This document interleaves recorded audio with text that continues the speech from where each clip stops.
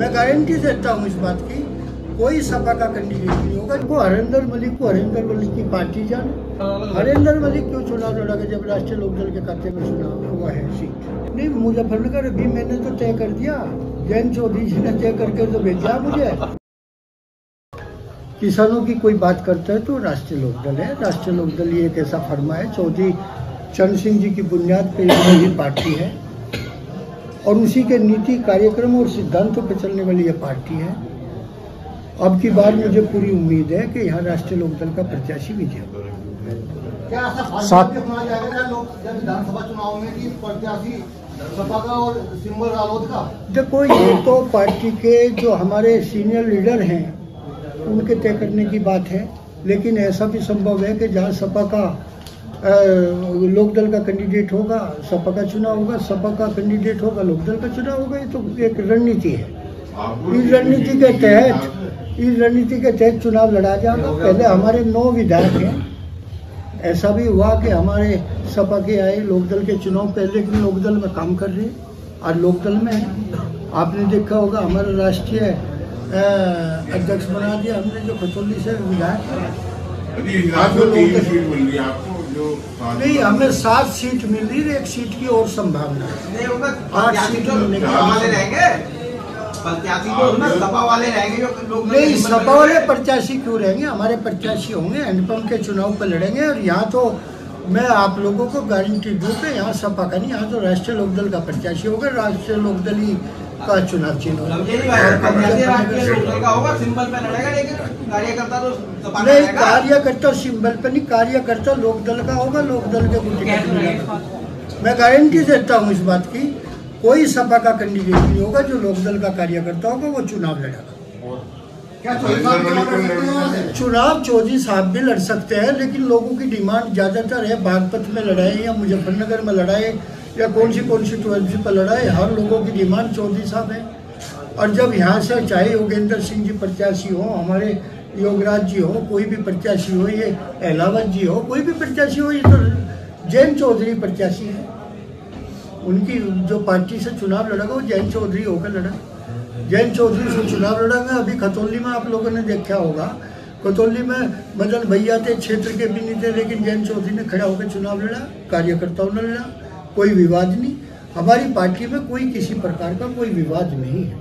हरिंदर मलिक को कहाँ से लड़वा देंगे? देखो, हरिंदर मलिक को हरिंदर मलिक की पार्टी जाने, उसका हमसे क्या तो अलग-अलग लड़ेंगे यहाँ पे। हरिंदर मलिक क्यों चुनाव लड़ेगा जब राष्ट्रीय लोकदल के खाते में चुनाव हुआ है सीट?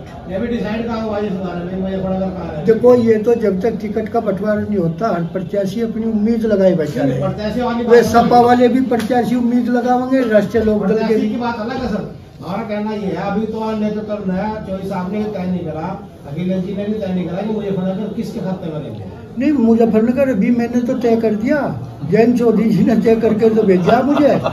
मैंने तय कर दिया यहाँ राष्ट्रीय लोकदल का प्रत्याशी लड़ेगा। सीट राष्ट्रीय लोकदल पर रहेगी और सीट राष्ट्रीय लोकदल पे है।